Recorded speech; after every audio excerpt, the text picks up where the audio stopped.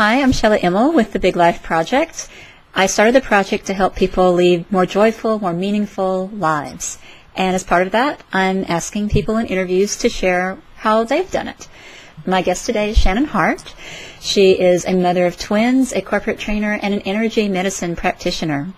And she has done a lot of thinking in her life and working to weave all those strands together and enjoy a bigger life all along the way. So I'm very excited to interview Shannon today. Thanks for being with me, Shannon. Thanks for having me. Yep. All right. So first question, what are maybe the top one or two things that you feel make your life more meaningful, more joyful, more juicy? What are those things for you? For me, as you mentioned, I'm a mom, so definitely family. My kids make it a much more meaningful, much more juicy, and more hectic life. My work, having meaningful work that impacts other people, I think also helps. And I don't think that work would be possible without the kind of connection to spirit or the kind of spiritual life that I have. So that's kind of interwoven in there, I think. Mm-hmm. When you say the work that's meaningful, which particular work are you referring to? Yeah, good question. I juggle a lot of things, but I think for me that's part of it, is that I don't do it if it doesn't add meaning. So even things that from the outside may appear more tedious or more mainstream, like corporate training. Like I just finished a project where I was teaching some really dry computer stuff to some not so technically minded people.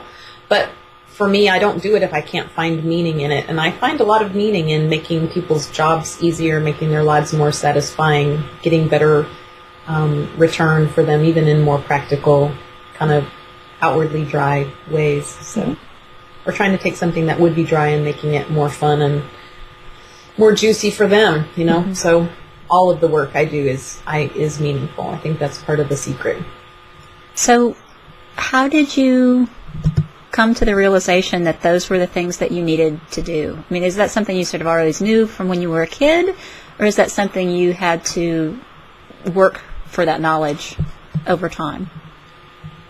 Well, for me, some of each. So being a parent, like having a family, I knew was going to happen, was important for me since I was very small. I always pictured myself as a mom with multiple kids, and I knew that whatever had to happen to make, whether it was going to be adoption or whatever had to happen to make that happen, was in my future. And but contrast to that, the work. No, when I was a kid, I wanted to be 1,000 different things, and I thought I was going to be a exotic animal veterinarian for many, many years, and then that just didn't happen. It didn't turn out to be the thing that I found exciting, you know. I found that the study of things it sort of is what jazzed me up, and so I looked for ways to study things forever, and nobody would pay me to be a student, and so I had to think, you know. So teaching other people new things seems to be the magic formula for me. I'm forever learning something new and then helping somebody else apply that in a way that's meaningful, all different sorts of content, and that keeps it exciting. So that sort of evolved, I think. It's a funny thing, though, looking back, both my parents are teachers, so I guess it's not too much of a stretch, but yeah, it came over time. So how do you end up building those things into your daily life? You know, there are a lot of different threads that you balance, a lot of different balls that you juggle. I know it goes by really quickly. How do you actually slow down and pay attention and enjoy it while it happens? Yeah, so that is tricky, and I think the faster things move, the trickier it is. And part of something that I've been learning about myself in recent years is that part of the joy for me is the fast pace, and is the busyness, and is the variety, and is the dynamism of life. I'm not somebody who can sit still for very long. And so I do bring in a lot of there's a lot of new things and a lot of new and stimulating things coming in a lot of the time, and that's helpful. And then there's a point where it's too much, and maturing for me has been figuring out where that balance is, so that I can stay awake and stay aware to, through the busyness, what really is truly meaningful, instead of racing from thing to thing and from place to place. And so it's been really, I think one of my favorite parts of the journey so far is figuring that out. Because if I'm still, and I've done a lot of yoga, I've done a lot of meditation, done a lot of spiritual practice, and if I do that for too long, that's not stimulating enough or fulfilling enough. I start to feel sort of out of phase with my life. Yet if I don't do enough of that, and I forever am being busy and active and go, then that's not fulfilling enough. And so it's finding that right balance. And I've had a lot of conversations about this recently. This is an issue that everybody faces. How do you balance that out? And for me, it's been a matter of finding really small ways to bring pause and silence and calm into my hectic schedule and kind of busy, active life. So, you want some examples? I can give you some examples. So, for instance, I live in a big city and we do a lot of travel by car, and there's a lot of traffic time. And I just use that time, so I have a meditation CD. Not that I recommend meditating while driving, but the music of it, the meditation of it, it's so mindful. It really reminds me to slow my brain down. And instead of thinking, what is it that I'm going to buy at the store, the grocery store on the way home, it makes me breathe deeper, and it makes me notice things in a different way. So I have little cues like that I build into my day. I have a practice in the morning when I wake up that I was told once to meditate for an hour a day in the morning, and that's just hilarious. Like, that's just not going to happen. So for me, it's a 5-minute practice, and that seems to be a lot more manageable. That helps me, 2 things: feel more connected in my body before I go out, take that body out into the day. And then 2, help that body feel connected to spirit and to the universe, so that I feel like I'm not alone, and I'm getting good information that's going to help guide me through my day. So those 2 things, and achieving those in short order, before the kids' alarm clock goes off, that's my window. Mm-hmm. That's my window of opportunity. And so I take it and I build it in little ways like that throughout the day. I like very much the idea of you like the pace, but you need the moments, you need the mindfulness to sort of pull you back. Yeah. And then you can dive back in again. So packing a lot of refreshment, a lot of grounding into short little pieces. So you mentioned specifically you've got a morning meditation. During the day, what do you do? So, I've been playing with the idea of how, and we've talked about this, but how long can a person stay awake? And by awake, I mean when you really feel like you're acting out of genuine knowing, you are in alignment with the powers that be, you're doing what is right and meaningful, you're on your purposeful path, you have those moments of, kind of awareness and enlightenment you feel in your body. And I went for a very long time in my 20s where I didn't have those experiences for long at all. And then I started noticing that if I worked at it and if I did some of those other practices, and I could have those moments more and more frequently. But then I would just realize, 2 weeks have gone by and I've been asleep through the whole thing. I've been, studying for this exam, or I've been finishing this project at work, and I get distracted, as we all do. And so my latest challenge for myself has been how long can I stay awake? How long can I maintain that connection? And I'm finding that I have to do something every day.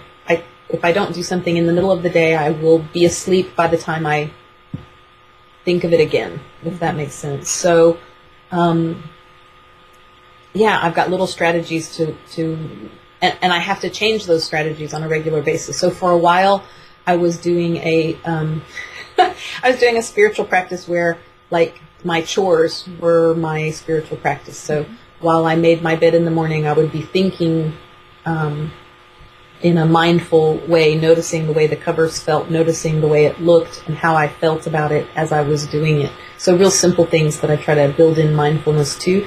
And it's like a physical clue. It's a reminder to me about that particular mindfulness. And after a while, it loses the power, it loses the impact, then I have to choose, then I have to try something else, because I do find that I need different inspiration. So sometimes it's a book of quotes, or I'll go hear a speaker that I'm interested in, and then that starts a whole new cycle of a different awareness. So that need for variety and for always learning new things that drives your spiritual practice, just like it drives. It does. It does.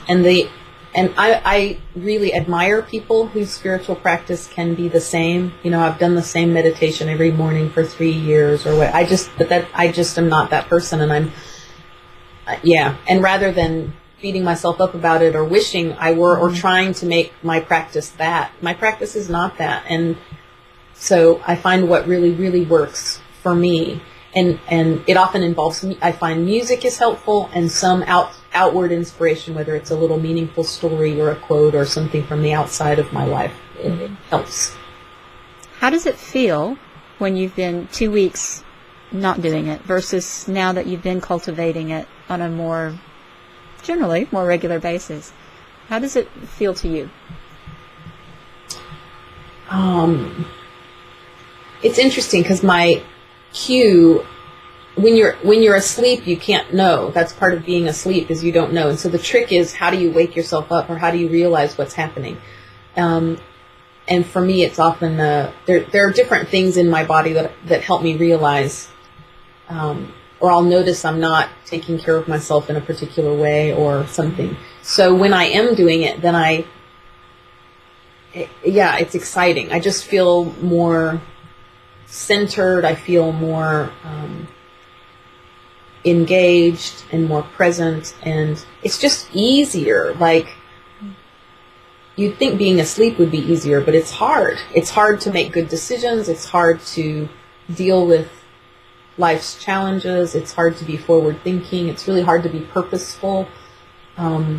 It feels very confusing. And then when you're on path and you're on track, it's just, not that there's not obstacles, but it just seems so much easier. It feels so much better, and that's my clue. I'm happier. I feel more joy, and then I go, oh, joy equals the right direction. Mm-hmm. So as I see, things that bring in more and more joy, then I know that I'm doing the right things, making the right choices, so that's good. So that's how it feels. There's also a little tiny underlying hint of apprehension, like when is it going to stop? How long can I maintain it? It's a little bit like being on a diet. You're triumphant for today, but will I be able to, so I really do have to think about it one day at a time and not get too carried away with, when am I going to stop doing so great? Mm-hmm. I love the idea that your small daily practices have basically given you a tool to make bigger decisions that guide you in your life and take you down a different path, so that the little daily stuff builds up to big year-long and decade-long stuff, and it builds up to be your life that's more joyful. Yeah. How the little things make such a big difference over time. It's not about what's going to happen in the big future and from point A to point B. It's not the giant point B. It's what can you do differently today that will move you in that direction, even if it's very, very small. And that any action is the right action. People don't move forward because they're so afraid. What if it's the wrong choice, or what if I'm going in the wrong direction? But having a vision and then moving in any direction is the right way to go. You'll get immediate feedback from the universe and from your own feelings about, this brings me joy, this makes me happy. So those are all clues that you're moving in the right way. So step, take some kind of step. I hold on to the image about there's a little, not that I'm particularly religious, but there's just a story in the Bible about the pilgrims using the foot lamps, and that they couldn't hold, because they were carrying goods, they couldn't hold their lights, and so they would strap their lights to their feet.